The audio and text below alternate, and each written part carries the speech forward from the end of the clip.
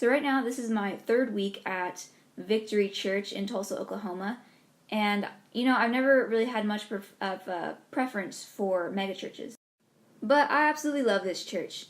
And today during worship, as I was just kind of soaking in the moment, I took a moment to just look around me and see all the diversity, all the people that were just there worshiping each other and loving each other and supporting each other. And I thought, this is church.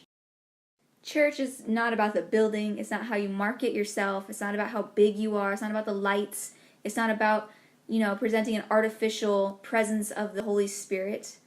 It's about being together in community and supporting one another and loving one another and building each other up in the works of Jesus Christ. That's what church is. So for anyone who's kind of stopped feeling the presence of God in their life, and at this point they're just kind of stamping in their weekly Sunday church card, and if they get 4 more stamps, they have a free pass on Sunday. And believe it or not, church is not about you or how you feel. Church is community of believers who come together, who love each other, who support each other and worship together and build each other up in their faith in Jesus Christ. The Bible makes pretty clear that you cannot say you love God unless you love His people. So understand, with that in mind, you're not feeling God and you're not feeling that relationship with Him. Ask yourself, when was the last time you actually served somebody in the church? So keep in mind that by building relationship with God's people, you are automatically building relationship with God. You can't convince yourself that you're pursuing God if you aren't pursuing His people. So ask yourself, especially if you're in that place where you're not feeling God in your life, ask yourself, when was the last time I went to a church event? When was the last time I put myself in a position to help somebody or build conversation with somebody? When was the last time I was actually there for somebody else in the church?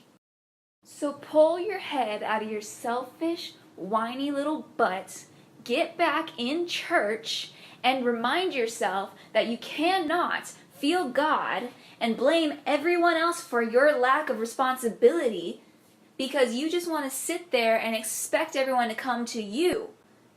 That's not how it works. You want God in your life, you put God's people in your life. That is straight up Bible. I'm just upset because at this point, I've just heard way too many times in my life how people have been hurt in the church or how they don't feel the presence of God in the church, but really they don't do anything. You know what? You've been hurt in the church. There are hypocrites in the church. Yes, there are liars in the church. It's kind of what the point of church is, though. You invite sinners so that you can show them a better way and not be a whiny little baby and let them hurt your feelings and convince you that God's not real. Are you kidding me? Another excuse I hear a lot when people leave the church is, I just was sick and tired of the pressure and expectation to always do the right thing. What? What does that even mean? You know what? You're going to be pressured in life. Your whole life, you're going to be pressured. And you're either going to be pressured to do the right thing, or you're going to be pressured to do the wrong thing. So, I'm sorry that I love you enough to pressure you to do the right thing in your life, to push you in an area that I know you're called in and capable of doing, to push you in that area where your potential could really take off. I love you enough to see you accomplish something amazing in this world.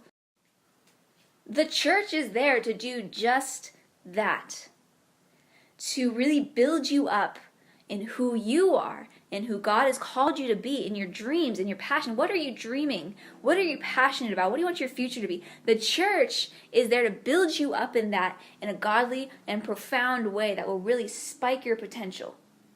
So yeah, there's pressure with that. There's work with that. So what I'm challenging you to do now, and I'm pressuring you to do now, is remember that God is still there and He still has a call in your life, and it's profound. It really truly is. And you have a community of believers that are ready to help you accomplish that in your life and build you in that and support you in that. So the moment that you're ready and you decide that you want to start seeing God operate in your life again, come back to church. Trust me, it's so worth it, and it's so amazing to have a group of people there to support you in and out of your failures, in and out of your success. They're there for you. That is the point. So I doubt many of you made it through my little rant, but just know that this has been stirring in my heart for a really long time. I am drawn to people with potential.